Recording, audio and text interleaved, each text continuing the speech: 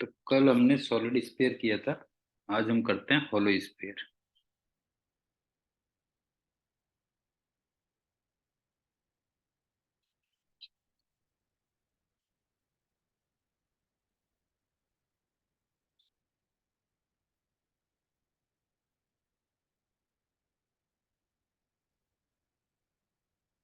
Suppose करो ये hollow sphere है,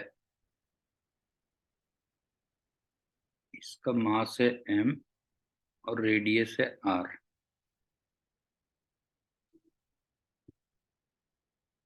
अब एक बात बताओ, अगर मैं इनसाइड पॉइंट्स लेता हूं,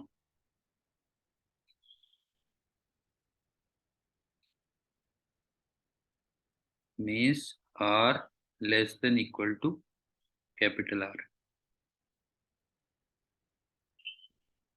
और मैं यहाँ पे टेस्ट मास को रखता हूँ, मान लो m। ध्यान से देखना, इसके अंदर जो m इन है वो 0 है ना? बता क्यों ज्वल? इसके बता, इसके अंदर m n 0 है या नहीं है? बता। Yes sir. जो इस पे फोर्स लगाता है, क्यों? तो इसका मतलब इस पे कोई फोर्स नहीं लगेगा।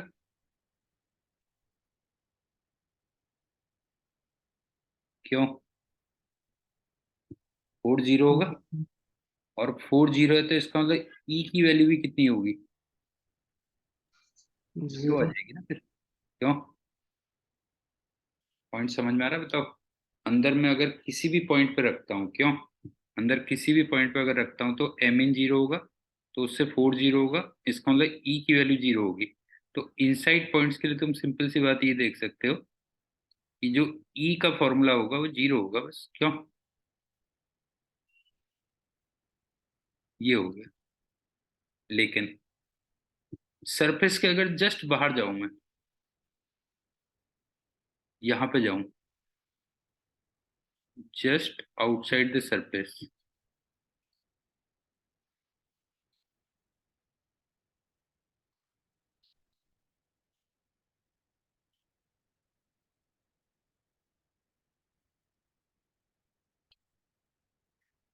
अब ये बताओ कि अब ये सॉलिड स्फीयर की तरह बिहेव करेगा कि नहीं करेगा? बताओ। फिर तो पूरे का पूरा मास आ गया ना। क्यों? Just out the surface to infinity, कुछ भी कह लो, टू इंफिनिटी। अब ये बिल्कुल जस्ट लाइक सॉलिड स्फीयर है।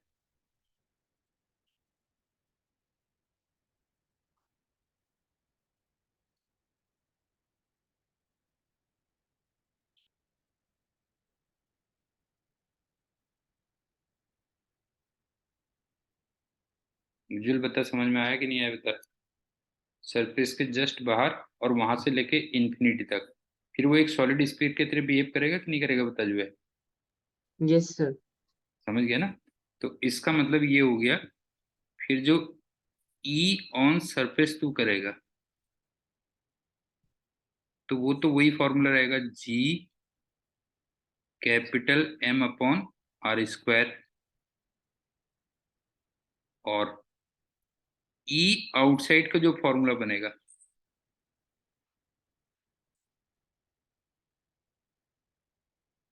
वो भी वही फॉर्मूला बनेगा जो सॉलिड स्फीयर का बनता था या फिर एक पॉइंट मास का बनता था, G M over R square, या प्रोपोर्शनल टू 1/r², ये कह ले।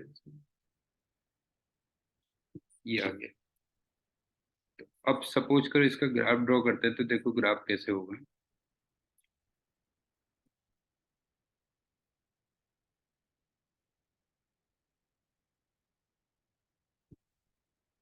ये मैंने लिया ई, और ये लिया आर, और ये है कैपिटल आर। अब देखो,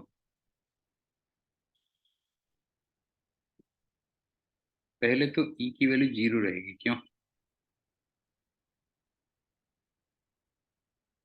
नहीं है, यहाँ तक 0 रहेगी वैल्यू। फिर एकदम से यहाँ पे इंक्रीज करेगी,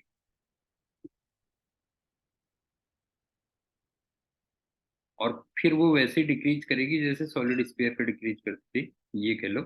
और ये वाली वैल्यू क्या है बताओ? ये वाली वैल्यू है Gm/r²।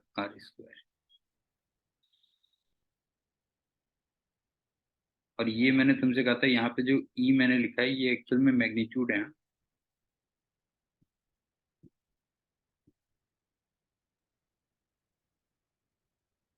ये है उसमें। अब बता समझ में आया कि नहीं आया? ग्राफ क्लियर Yes, हुआ sir. कि नहीं हुआ? अंदर किसी भी पॉइंट पे वैल्यू जीरो रहेगी, और सरफेस पे सडन वैल्यू में चेंज होगा। क्यों? सरफेस में एकदम से वॉल्यूम में चेंज होगा, और फिर वो वैसे ही डिक्रीज करेगा जैसे सॉलिड स्फीयर का डिक्रीज कर रहा था, और या फिर एक पॉइंट मास का डिक्रीज कर रहा था, ये कह ले जो है। ग्राफ क्लियर हो गया बता? Yes, sir. क्लियर है ना? अच्छा, एक चीज यहाँ पे थोड़ा सा और ध्यान देना, वो देखो क्या है।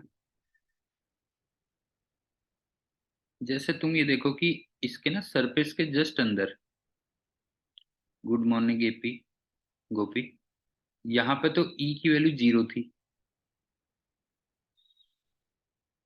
लेकिन मैं जैसे ही इसके बाहर गया, यहाँ पे ई की जो वैल्यू आई वो Gm/r² आई। तो तुम्हें लग रहा है कि सरफेस में वैल्यू में सडन चेंज है?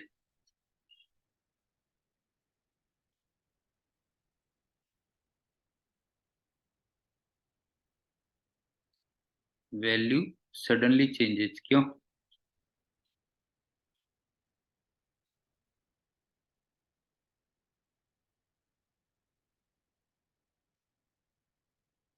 बता। वैल्यू में एकदम चेंज है कि नहीं, ये बता जो है। सरफेस के जस्ट अंदर वैल्यू जीरो थी, और सरफेस के जस्ट बाहर वैल्यू एकदम से Gm/r² हो गई। क्यों गोपी? नहीं है पता? वैल्यू में एकदम से चेंज है।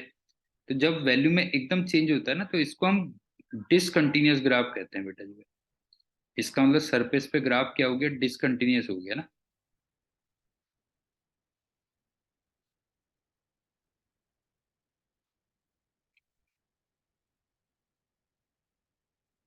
तो वहां पे हम क्या करते हैं ना, ग्राफ को डॉटेड दिखा देते हैं, बस ये कह लीजिए। तभी मैंने देख डॉटेड दिखा रखा है एकदम से, ये है ना, ये डॉटेड दिखा रखा है, देखिए ये कह लीजिए। उज्जवल पॉइंट क्लियर हुआ? जैसे तू मान ले आईआईटी की तैयारी कर रहा है, और तूने किसी को बताया नहीं जो है, ठीक है, किसी को नहीं बता रखा, अड़ोस पड़ोस में किसी को नहीं बता रखा है कि तू आईआईटी की तैयारी कर रहा है, और तू खाली ऐसे ही खेलता रहता है, क्रिकेट विकेट खेलता रहता है। तो लोग बाग तेरे को ऐसे ही देखते हैं बिल्कुल जो है, ठीक है, अबे यार ये तो खेलता रहता है जो है। अच्छा, आज रिजल्ट निकलने वाला है, पता लगा तूने आईआईटी टॉपर बन गया, तू फर्स्ट टॉपर बन गया जो है ना, दूसरे दिन पेपर में, और पूरा मीडिया वीडिया वाले आ गए। तो एक बात बता, एक रात में सडन चेंज होगा उनकी, नहीं होगा बता साइकोलॉजी में? Yes, sir. तो बस वहां पे ग्राफ क्या होता है, जो वहां पे ग्राफ जो होता है वो डिसकंटिन्यूअस हो जाता है, बस ये समझ लीजिए। एक दिन पहले तक वो तेरे को देख रहे थे, अबे यार ये तो ऐसे ही बस खेलता मिलता रहता है, जब देखो जो है।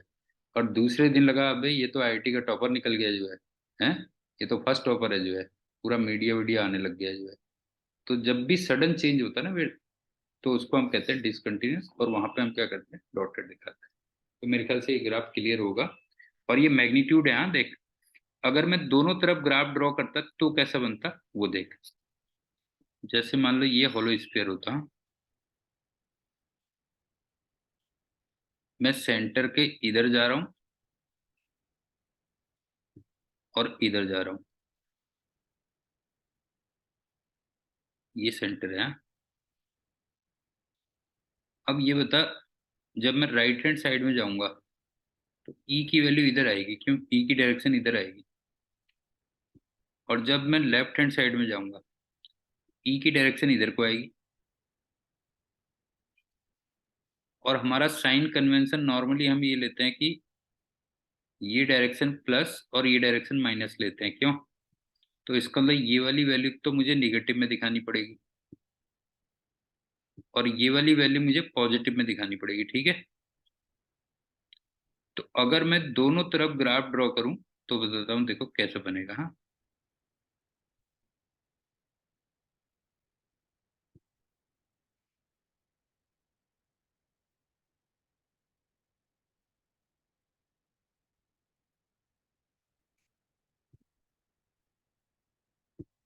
ये ई ले रहा हूँ मैं, और ये आर। अब सबसे पहले तो अंदर वैल्यू जीरो रहेगी, इसका मतलब ऐसे रहेगी, अंदर किसी भी पॉइंट पे वैल्यू जीरो होगी। सरफेस पे वैल्यू एकदम से निगेटिव में बढ़ जाएगी, इधर तो ये हो गई, और इधर पॉजिटिव में बढ़ जाएगी, ये हो गई, और फिर ये ऐसे जाएगी, और ये ऐसे जाएगी। अब बता, क्लियर है ग्राफ नहीं है? ये वैल्यू कितनी बड़ी है यहाँ पे? यहाँ पे जो वैल्यू आई है वो आई है -GM ओवर आर स्क्वायर, और यहाँ पे वैल्यू कितनी आई है? +GM over R square. बता गोपी, क्लियर हो गया कि नहीं हो गया? बता, ग्राफ समझ में आ गया कि अगर मैं दोनों डायरेक्शंस में ड्रॉ करूं और विद साइन ड्रॉ करूं, क्यों विद साइन ड्रॉ करूं तो ये बनेगा। लेकिन अगर मैं सिर्फ मैग्नीट्यूड की बात करूं तो मैग्नीट्यूड का ग्राफ फिर कुछ इस टाइप से बन जाएगा, बस हो गया। तो हॉलो स्फीयर का ये ग्राफ आ गया। अब चलते हैं, एक ग्राफ बस तुम्हारा और आता है, और वो आता है on the axis of uniform ring.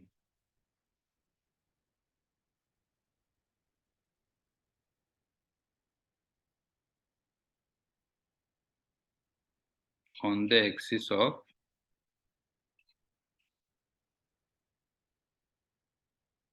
Uniform ring.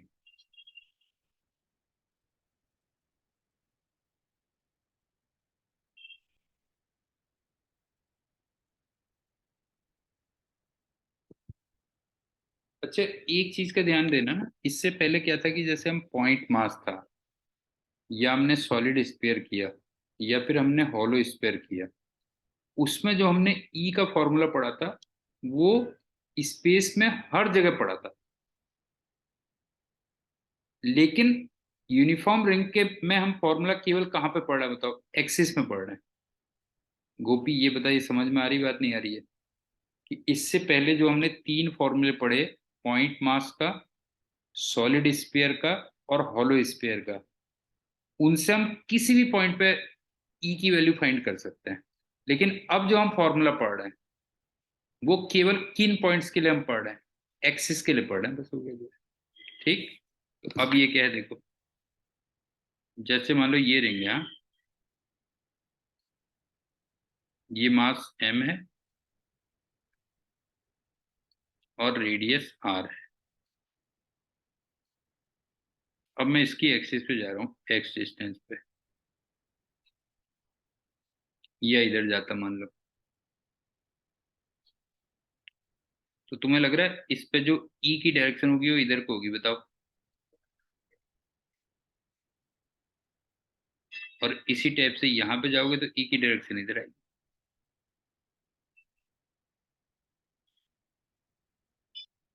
पहले बताओ, ये फील आ रहा है कि नहीं आ रहा है? क्योंकि ई का मतलब मैंने तुम्हें बोला था ना, ई का मतलब होता है कि यूनिट टेस्ट मास पे जितना फोर्स लगेगा उसको हम ई बोलेंगे। क्यों? ये हो गया। इसका मतलब ये जो ई होगा ये तो नेगेटिव में आएगा, और ये वाला ई हमारे कन्वेंशन के हिसाब से क्या होगा? पॉजिटिव में आएगा। ठीक है। अब मैं ई का फॉर्मूला लिख दे रहा हूँ, वो देख लो क्या है। ड्राइव लास्ट में कर लेंगे, हाँ? ई का जो फॉर्मूला आता है वो आता है GMX अपॉन r² + x², इसकी पावर 3/2। ये निकल गया था फॉर्मूला।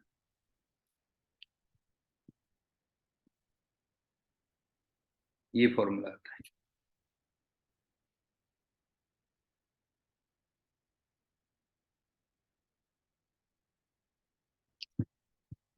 अब इसमें से हम थोड़ा सा इंपॉर्टेंट पॉइंट्स निकाल लेते हैं, प्रूफ लास्ट में करेंगे। हाँ? सबसे पहली बात ये बताओ, सेंटर में एक्स कितना लूं मैं? वो भी 0। तो जरा इस फॉर्मूले में रख के देखना, सेंटर में ई की वैल्यू कितनी आ जाएगी? 0 आ जाएगी। क्यों? और इसके पीछे रीजन भी है ना, देखो कैसे, देखो जैसे ये रिंग है, मुझे सेंटर पे निकालना है, मान लो। हाँ? ये एक छोटा सा मास है, तो ये इधर को ई देगा, तो इसके अपोजिट जो मास होगा वो इधर को ई देगा, बताओ। हाँ, तो सारे के सारे क्या हो जाएंगे बता, कैंसिल हो जाएंगे। क्यों उज्जवल, समझ में आ रहा है बेटा? ये छोटा सा यस मास है, इसका ई इधर को आएगा, और इस छोटे से मास का ई इधर को आएगा, तो सारे के सारे कैंसिल हो जाएंगे। तो इसके अंदर सेंटर पे ऑब्वियस सी बात है, वैसे भी ई की वैल्यू क्या हो जाएगी बताओ, जो है ई की वैल्यू 0 आ जाएगी ना। क्योंकि इसको तुम क्या मान सकते हो बताओ, जो है बेसिक पे चलो ना, इसको तुम पॉइंट मास मान सकते हो। क्यों? इन दोनों को तुम मान सकते हो पॉइंट मास।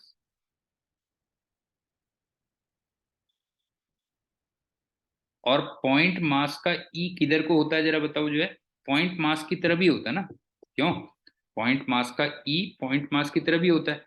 तो ऑब्वियस सी बात है, सारे के सारे पेयर क्या हो जाएंगे, कैंसिल हो जाएंगे। एक तो ये हो गया। दूसरी बात ये बता कि अगर x की value very very greater than R हो, तो मैं X square plus R square को अप्रोक्सीमेटली एक्स स्क्वायर लिख सकता हूं। क्यों? अगर x very very greater than R है, तो X square plus R square को मैं अप्रोक्सीमेटली एक्स स्क्वायर लिख सकता हूँ। और अगर मैं इसमें सब्स्टिट्यूट कर दूं, जरा चेक करके देखना, तो जो ई का फॉर्मूला बन रहा है वो देख, G M over X square बन रहा है, जरा चेक करो। वो भी देख, R square plus X square को मैंने अप्रोक्सीमेटली एक्स स्क्वायर ले लिया, तो ये कितना बन गया बता, G M upon X square. और ये तेरे को दिख रहा होगा, ये पॉइंट मास का फॉर्मूला भी दिख रहा है ना। क्यों?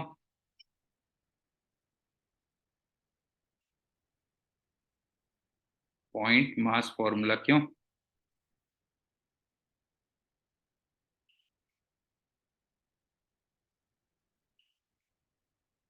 और लॉजिक भी है कि अगर तुम एक्सिस से बहुत दूर जाओगे तो तुम्हें वो as a point mass feel होगा कि नहीं होगा बता गोपी। गोपी बता, अगर तू रिंग से बहुत दूर चला जाएगा तो तेरे को पॉइंट मास की तरह फील होगा कि नहीं होगा बता, जो है तो पॉइंट मास फॉर्मूला हो गया। और एक तीसरी बात, अब ये बता, इसी में जब x टेंडिंग टू इंफिनिटी होगा तो फिर e टेंडिंग टू 0 होगा। क्यों?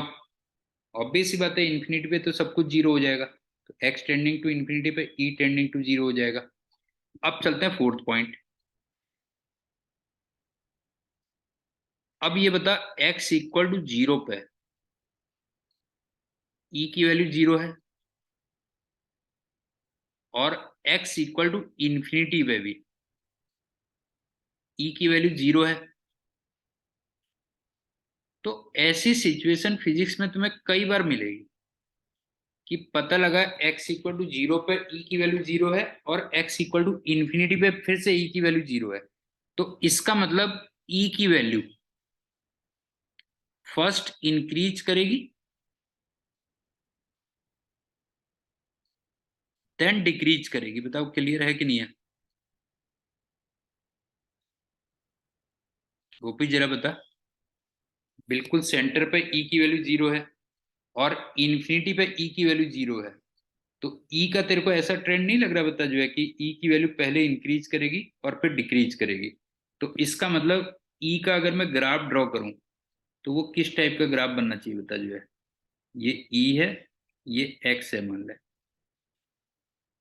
तो पहले बढ़ेगी वैल्यू, फिर कम होगी, इस टाइप का ग्राफ बनेगा बस। उज्जवल बता, क्लियर हुआ कि नहीं हुआ? Yes sir. समझ में आ गया ना? इस टाइप का ग्राफ बनेगा तुम्हारा जो है। ठीक।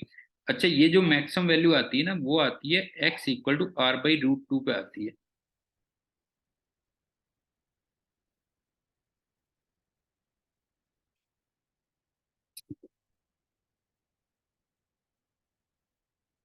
अच्छा, बता सकते हो कि ये कैसे निकलेगा, ये वाली चीज कैसे निकलेगी, बता सकते हो?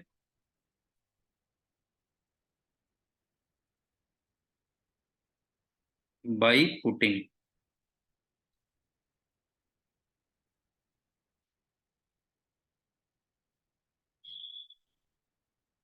DE/dx = 0। बस हो गया। क्यों?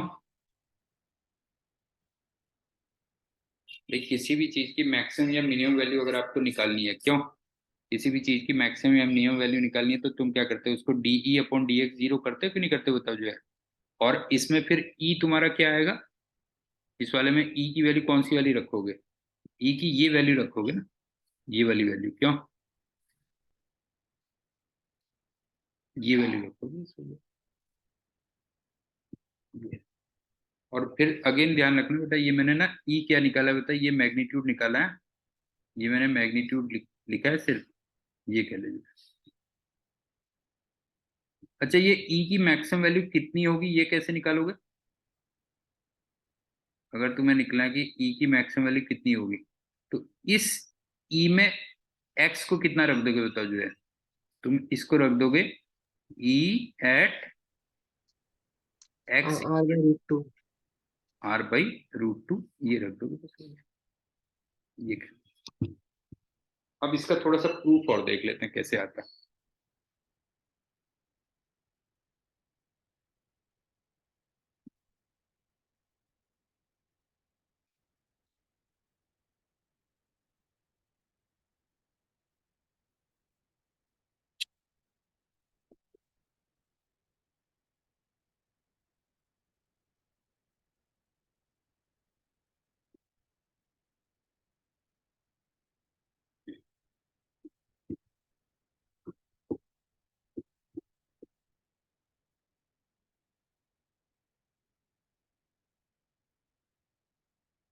सपोज करो ये रिंग है, हाँ।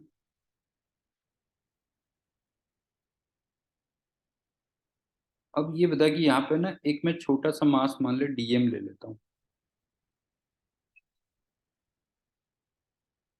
और इसके अपोजिट भी एक डीएम मास है। अब ये बता कि इस डीएम का ग्रेविटेशनल फील्ड इधर को होगा ना, डीई, और इस डीएम का भी ग्रेविटेशनल फील्ड इधर को होगा, डी। पहले ये बताओ समझ में आया कि नहीं आया?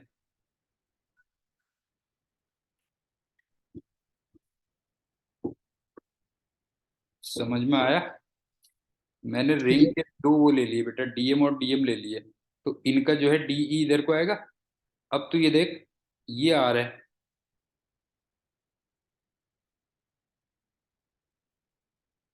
और ये एक्स है। तो मान ले मैं इसको आर कह देता हूं। तो आर की जो वैल्यू आ गई, वो √ऑफ r² + x² हो गई। और ये वाला एंगल मान लो थीटा है।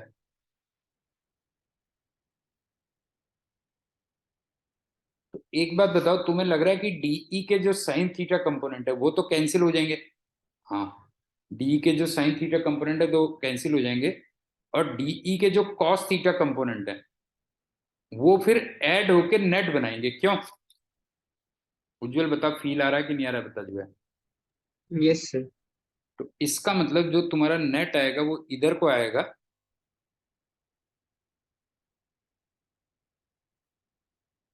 और वो ई कितना होगा, हाँ, ध्यान से देख। वो ई होगा integration DE cos theta. For whole ring, ऐसे ही तो लिखोगे।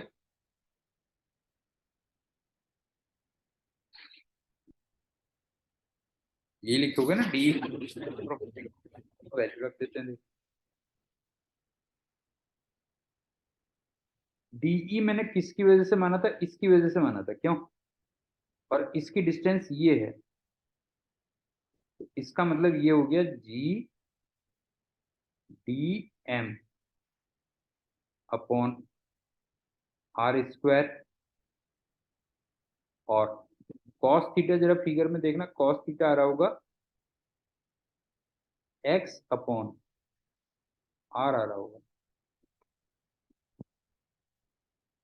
वो भी बता, क्लियर लग रहा है कि नहीं लग रहा है।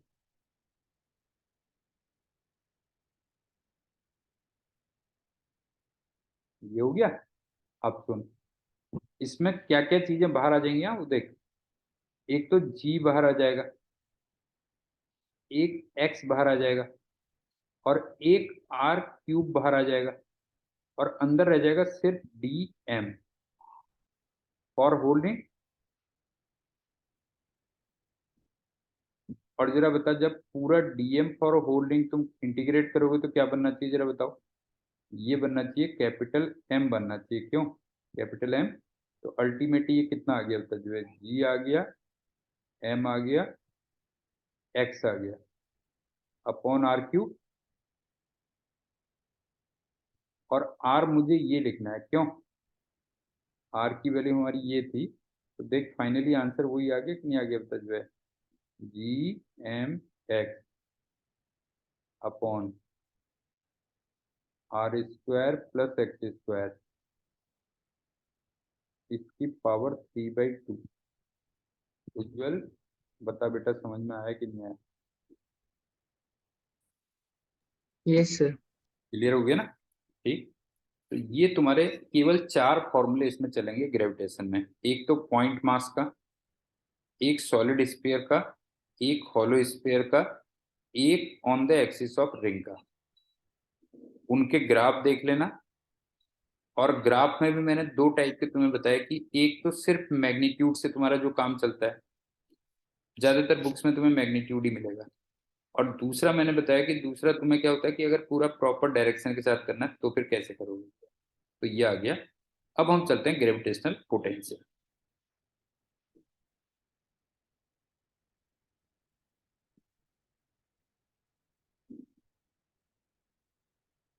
ग्रेविटेशनल पोटेंशियल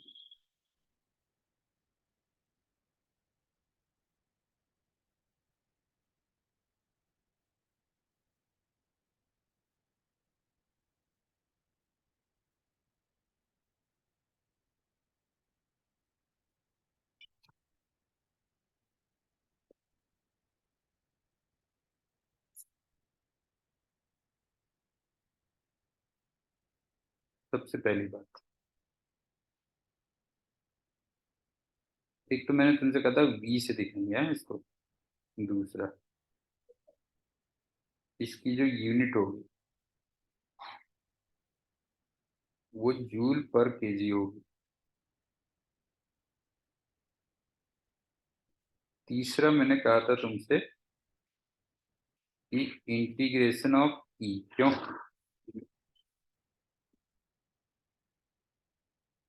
इंटीग्रेशन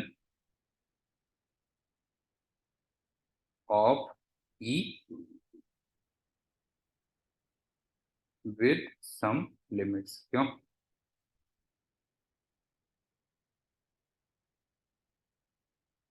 ये तो हो गई पुरानी बात है, इतना हम ऑलरेडी कर चुके हैं। अब चलते हैं फोर्थ पॉइंट। मान लो मुझे पोटेंशियल एट पी निकालना है,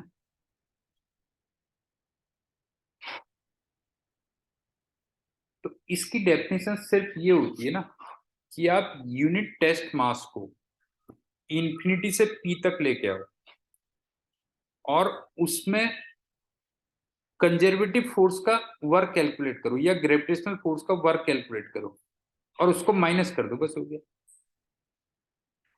गोपी, सुन बेटा जो है, तुम यूनिट टेस्ट मास को इंफिनिटी से पी तक लेके आओ, उसमें ग्रेविटेशनल फोर्स जो वर्क कर रहा था उसका उसको कैलकुलेट करो और उसको माइनस कर दो, वो इसकी डेफिनेशन कहलाएगी। बस हो गया। तो मैं सिंबॉलिकली लिख दे रहा हूँ कि ग्रेविटेशनल पोटेंशियल एट पी को तुम कैसे करोगे। हाँ, ग्रेविटेशनल पोटेंशियल एट पी को तुम करोगे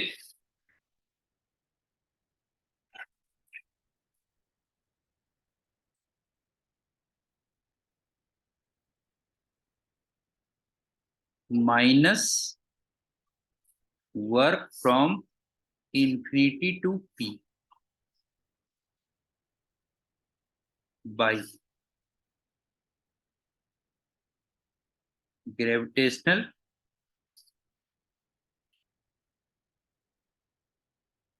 फोर्स।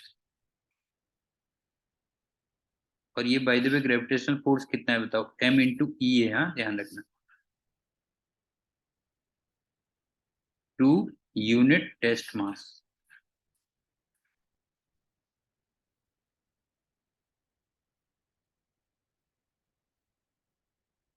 ये डेफिनेशन होगी।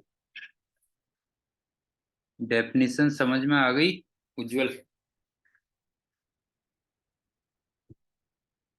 उज्जवल, यस सर। डेफिनेशन क्लियर है ना? बता जो है कि यूनिट टेस्ट मास को तुम इंफिनिटी से पी तक लेके आओगे और उसमें ग्रेविटेशनल फोर्स का वर्क कैलकुलेट करोगे और उसको माइनस कर दोगे तो वो वहां पे पोटेंशियल कहलाएगा। ठीक। अब चलते हैं, इसको मैं 1 लिख दे रहा हूँ।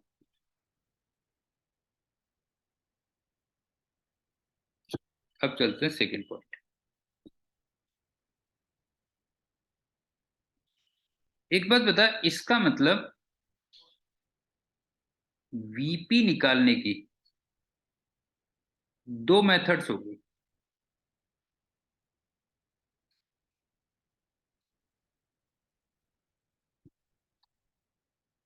मेथड 1 तो क्या है?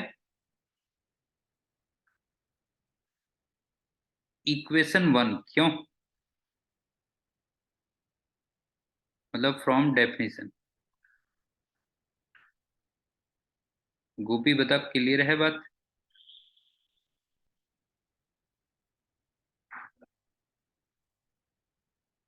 एक तो डेफिनेशन के अकॉर्डिंग हो गया। ठीक। और मेथड 2 बता सकता है कैसे होगा? बता। मेथड 1 तो हो गई, डेफिनेशन के अकॉर्डिंग तुमने निकाल दिया। हाँ, बिल्कुल सही कहा। फ्रॉम इंटीग्रेशन ऑफ ई हो गया, बस हो गया। क्यों? From integration of E.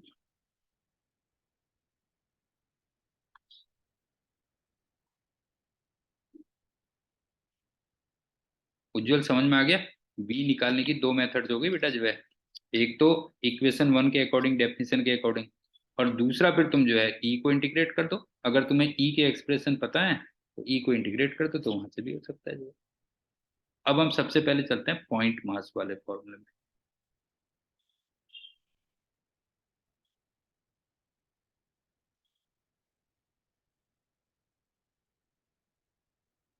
Suppose करो ये पॉइंट मास एम है और इसको मैं एक्स एक्सिस ले लेता हूँ।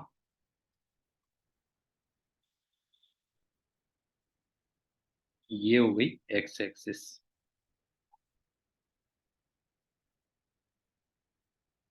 और एम को मैं ओरिजिन पे मान लेता हूँ। अब मैं यूनिट टेस्ट मास को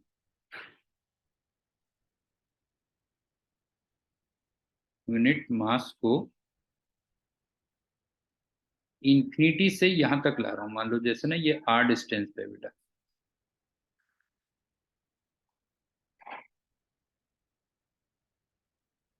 इंफिनिटी से इधर को ला रहा हूं और इस पे वर्क कैलकुलेट करूंगा। तो सपोज करो जब ये मास एक्स कोऑर्डिनेट पे था,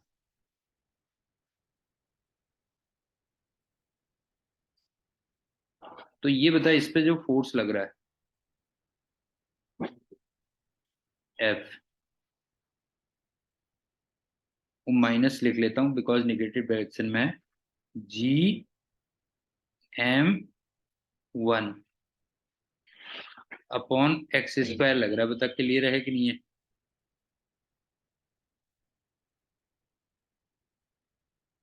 गोपी, जब वो एक्स कोऑर्डिनेट पे है तो फोर्स कितना लग रहा है बता, जो है -GM1 अपॉन एक्स स्क्वायर, और माइनस इसलिए लगा है बिकॉज नेगेटिव एक्स डायरेक्शन में लगा हुआ है, ठीक है। अब जरा देखिए, फोर्स एक्स का फंक्शन आ गया, अब मुझे वर्क निकालना है। तो तेरे को याद है वर्क ऐसे निकालते थे ना, F × dx करते थे, ये करते थे।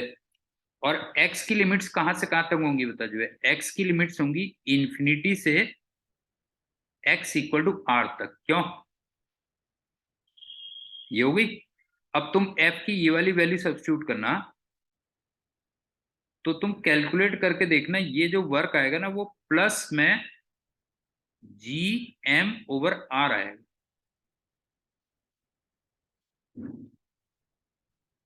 समझ गए ना, ये वाला वर्क प्लस GM/r होगा। लेकिन पोटेंशियल को हमने माइनस ऑफ वर्क डिफाइन किया था, क्यों? नहीं है, पोटेंशियल को हमने क्या डिफाइन किया था बताओ, जो है माइनस ऑफ वर्क डिफाइन किया था। तो इसका मतलब पोटेंशियल का फॉर्मूला क्या बन गया बता, जो है -GM/r,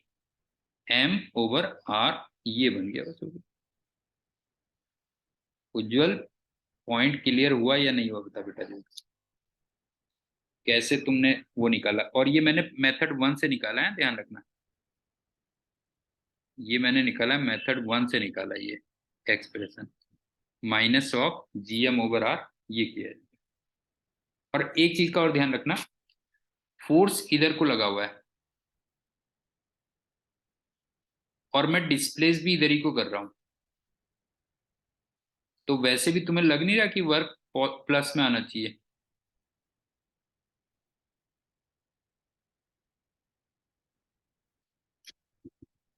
उज्जवल, बता बेटा, जिधर को फोर्स लगा उधर ही को तुम डिस्प्लेस कर रहे हो, क्यों? उधर ही को तुम डिस्प्लेस कर रहे हो, तो इसका मतलब वर्क डन किस में आना चाहिए बताओ, प्लस में आना चाहिए कि नहीं आना चाहिए बता, जो है तो वही वर्क डन हमारा प्लस में आ रहा है, बस हो गया, ये कह रहे। तो पोटेंशियल हमारा नेगेटिव में। अब इसको मेथड 2 से भी कर दे रहा हूं, देखो।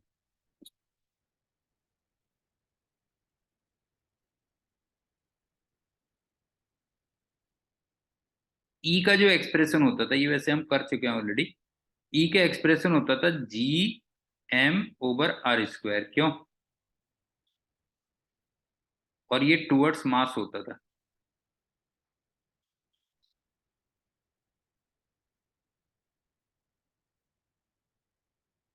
और हम फॉर्मूला जानते हैं, dV = लेकिन ये वैल्यू टुवर्ड्स द मास है, इसका मतलब हमें नेगेटिव लेनी पड़ेगी, ध्यान रखना बेटा, जो है तो ये हो गया -GM/r² इंटू dr। अब इसको इंटीग्रेट कर दो, बस हो गया।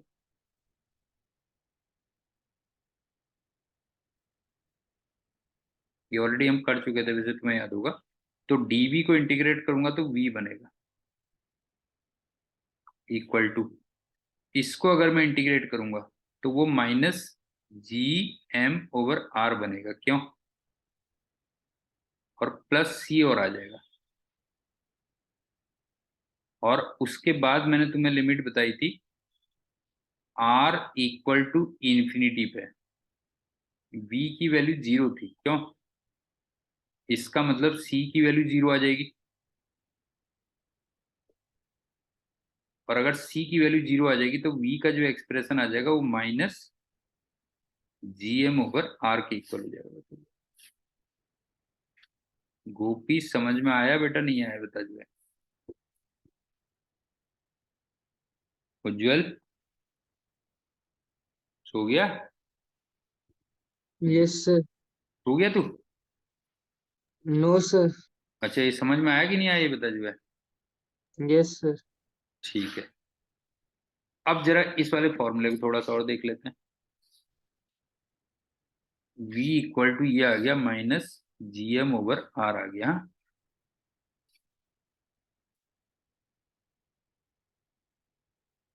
अब पहली बात एक चीज का ध्यान रखना बेटा जी, V एक स्केलर क्वांटिटी है।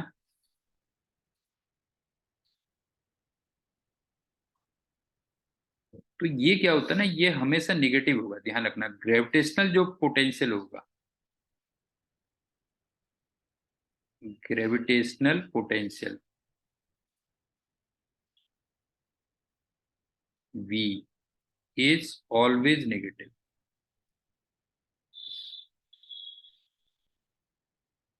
negative on all points।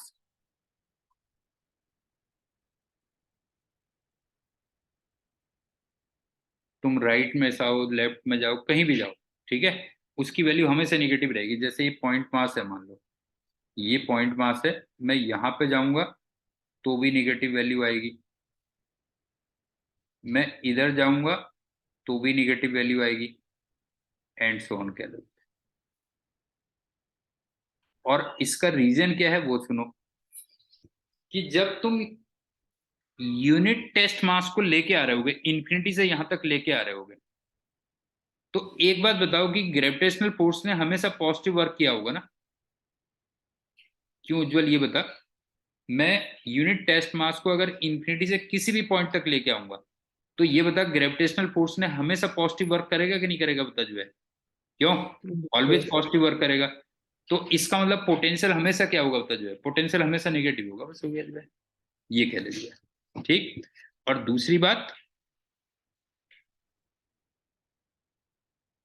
अगर मैं V के मैग्नीट्यूड की बात करूं, तो जरा देख V का जो मैग्नीट्यूड है वो प्रोपोर्शनल टू 1/r आ रहा है।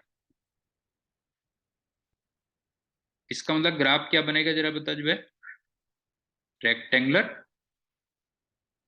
हाइपरबोला बनेगा। क्यों? ये हो गया। इसका मतलब अगर मैं ग्राफ ड्रॉ करूं तो कुछ ऐसा नहीं तेरे को फील हो रहा है कि मान लो ये V है, ये R है, तो नेगेटिव में रेक्टेंगुलर हाइपरबोला बना ले, बस हो गया, ये बन गया ग्राफ। और एक लास्ट पॉइंट, कि अगर मान लो मैं इसके दोनों तरफ बनाना चाहता हूँ, ये M है मान ले, मैं इधर भी बनाना चाहता हूँ, इधर भी बनाना चाहता हूँ, तो दोनों तरफ मैंने कहा कि पोटेंशियल नेगेटिव आएगा। ये हो गया।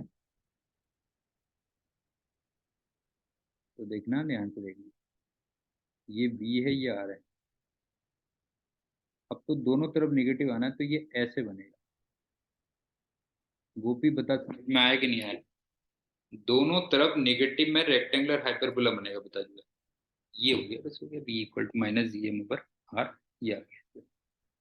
ठीक। तो ये तो आ गया पॉइंट मास का। अब चलते हैं सॉलिड स्फीयर का।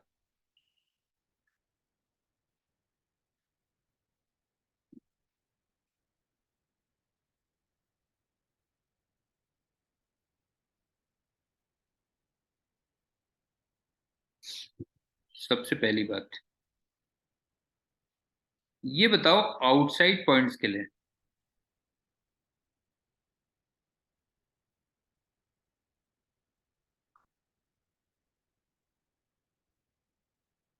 जब आर की value greater than equal to R है, तो फिर ये as a point mass behave करेगा कि नहीं करेगा, बताओ।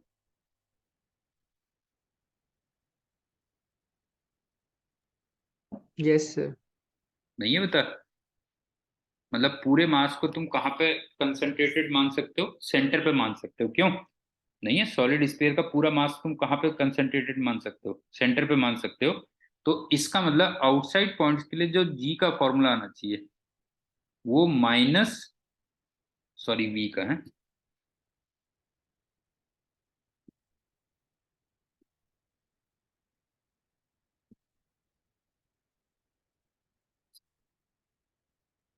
वी का जो फॉर्मूला आना चाहिए वो minus G M over R आना चाहिए। क्यों? बता, इसमें तो कोई प्रॉब्लम नहीं है। ये हो गया। अब चलते हैं इनसाइड पॉइंट्स के लिए।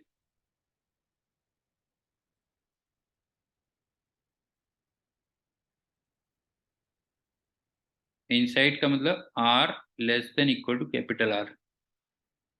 तो ये ऑलरेडी मैं कर चुका हूं, तो मैं रिपीट नहीं कर रहा हूं, इसमें मैं मेथड 2 लगा रहा हूं। तो एक बात बता, इनसाइड पॉइंट पे जो ई का फॉर्मूला निकाला था हमने, वो G M upon R cube into small R निकाला था ना। याद आ रहा है? बता जो है, GM over R cube into small R निकाला था, और ये किधर को होता था? टुवर्ड्स सेंटर होता था। क्यों? Towards centre. इसको इंटीग्रेट कर दे, बस हो गया। लेकिन लिमिट क्या लेते थे जरा बताओ? इंटीग्रेशन में लिमिट क्या लेते थे हम? इसमें इंटीग्रेशन में क्या लिमिट लेते थे बताओ जो है? So इसमें infinity to R. नहीं नहीं नहीं नहीं नहीं बेटा, आर इक्वल टू आर पे वी की value minus G M over R लेते थे, सरफेस वाली। वैसे भी एक बात बता, तू इनसाइड पॉइंट की बात कर रहा है, तो उसमें इन्फिनिटी कहाँ से आ जाएगी लिमिट्स?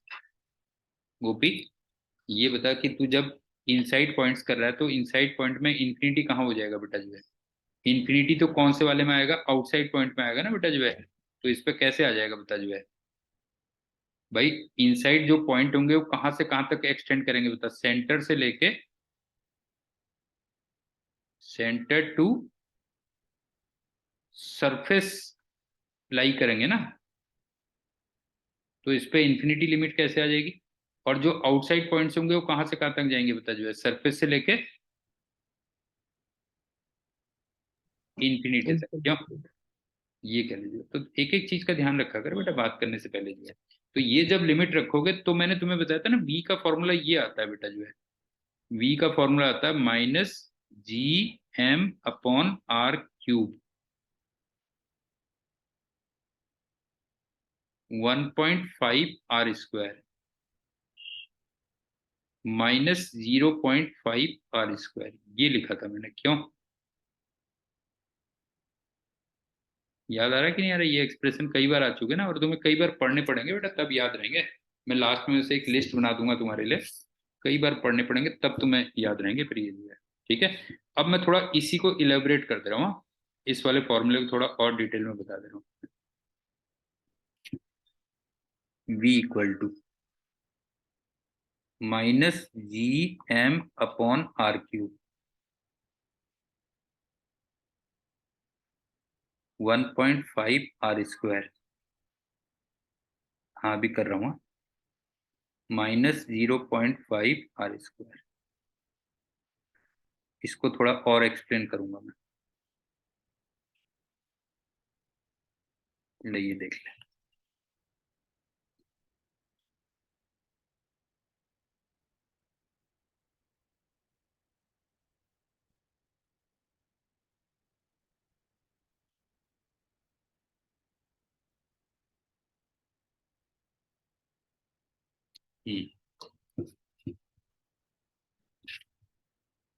सबसे पहली बात, हाँ, वी तो हमेशा नेगेटिव होगा, इसमें तो कोई डाउट ही नहीं है। दूसरी बात, ये बता, वी वर्सेस आर। अच्छा, ये इनसाइड पॉइंट्स के लिए चल रहा है बेटा ये फॉर्मूला, ये भी ध्यान रखना। आउटसाइड के लिए तो मैंने अलग फॉर्मूला लिखा है, ये इनसाइड पॉइंट की बात कर रहा हूँ। अब ये बता, वी वर्सेस आर ग्राफ। पहले बता, क्वाड्रेटिक इक्वेशन लग रही है कि नहीं लग रही है? पहले ही बता।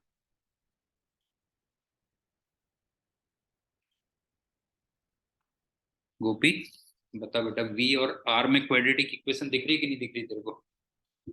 इसका मतलब ग्राफ क्या बनेगा जरा बता जो है? पैराबोला।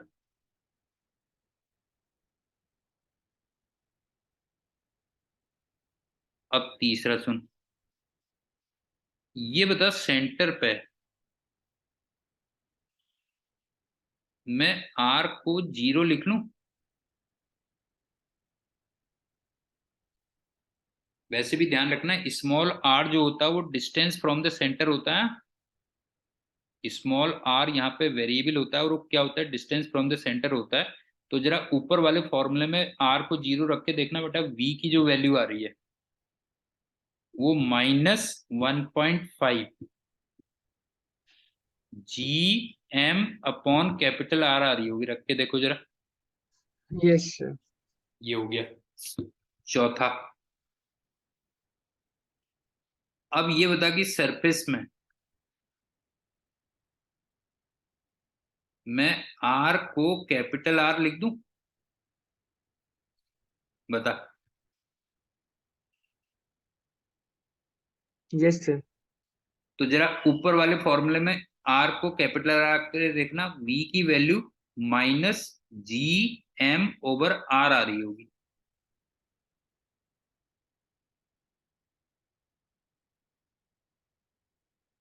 और आनी भी चाहिए, ये तो हमारी लिमिट थी ना भाई। ये लिमिट तो मैंने दे रखी है ना तुम्हें, ये तो ऑब्वियस सी बात है, ये तो मैंने लिमिट नहीं थी बता जो है। ये लिमिट तो दी थी कि R equal to capital R पे V की वैल्यू कितनी होती है, -GM/R होती है, तो ये तो आनी भी चाहिए कह लो जो है। ठीक। और एक पॉइंट, लास्ट पॉइंट, कि जरा देखना सेंटर पे सरफेस का 1.5 टाइम्स पोटेंशियल है। देख, V at centre equal to 1.5 times V at surface है। देख, ये हो गया क्यों? तो फाइनली देख कंक्लूजन क्या रहा, ध्यान से देखना, सॉलिड स्फीयर की बात कर रहा हूं मैं। आउटसाइड अगर किसी भी पॉइंट पे जाओगे तो फिर वो वैसे ही होगा जैसे पॉइंट मास का फॉर्मूला है और या फिर सॉलिड स्फीयर का फॉर्मूला है। लेकिन इनसाइड किसी भी पॉइंट पे तुम्हारा ये वाला फॉर्मूला चलेगा। और इसमें मैंने क्या बताया कि v तो नेगेटिव होगा हर पॉइंट पे, वो तो है ही है। दूसरा मैंने तुमसे कहा कि क्वाड्रेटिक वेरिएशन होगा और सेंटर पे सरफेस का 1.5 गुना पोटेंशियल होगा। तो अगर मैं ग्राफ ड्रॉ करूं तो ग्राफ देखो किस टाइप का आएगा।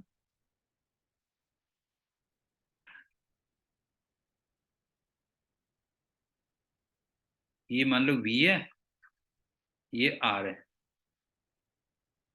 ये कैपिटल R है।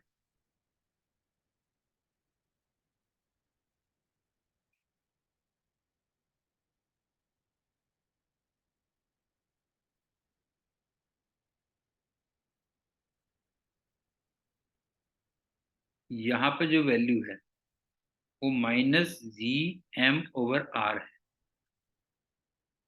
और यहाँ पे जो वैल्यू है -1.5 GM/R है। और ये पैराबोलिक वेरिएशन है।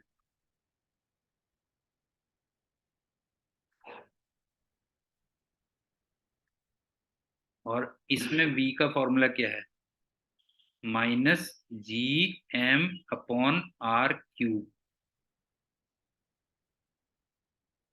1.5 R² -0.5 R²। और इसमें प्रोपोर्शनल टू 1/R² है, R है सॉरी, सिंपली। क्यों? बिकॉज यहाँ पे जो v का फॉर्मूला है वो -GM/R है। अब बताओ ये क्लियर है ग्राफ नहीं है बेटा?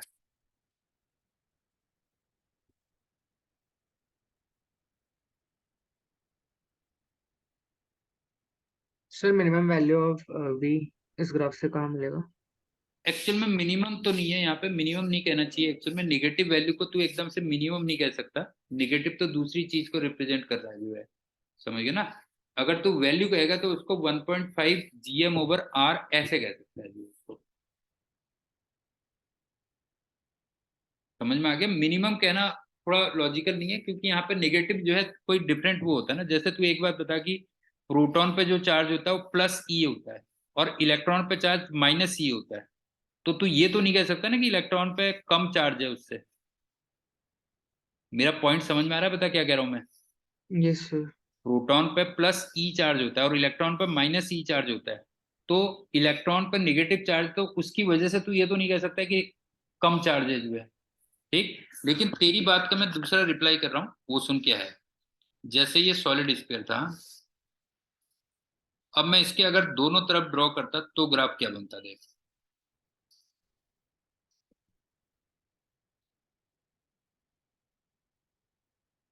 ये मान ले वी होता या आर होता। तो ध्यान से देखना, तब तेरे को इससे रिप्लाई मिल जाएगा जो तू पूछना चाह रहा है मेरे से।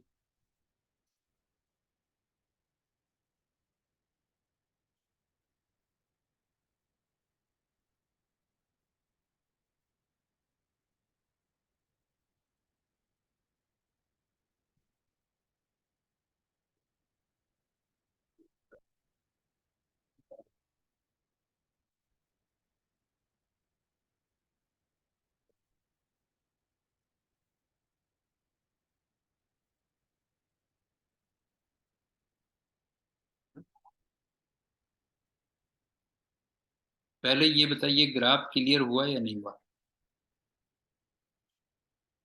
बता। जब मैंने यस। दोनों दोनों तरफ ग्राफ ड्रॉ किया तो ये ग्राफ क्लियर हो गया कि नहीं हो गया, बता दो। Yes sir. Gopi, graph clear है ना? दोनों तरफ का ड्रॉ किया तो ये ग्राफ बनेगा, ठीक है। अब जो तेरी बात थी उसको मैं एक्सप्लेन कर रहा हूँ, सुन। ये बता कि इसके बिल्कुल सेंटर पे जी डैश की वैल्यू या जी की वैल्यू या ई की वैल्यू वो जीरो होती थी या नहीं होती थी, बता। Yes sir. और ई तेरे को याद होगा, ई की value minus DV by D R भी होती है, या minus slope of V R graph भी होना चाहिए। क्यों? ठीक। यस तो सर। इसका मतलब तेरे को लग रहा है कि सेंटर पे slope of V R graph, therefore at centre. हाँ, at centre slope of V R graph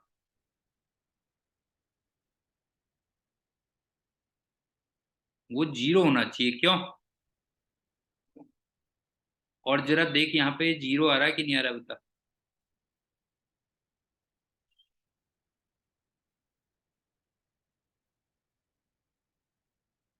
बता उज्जवल।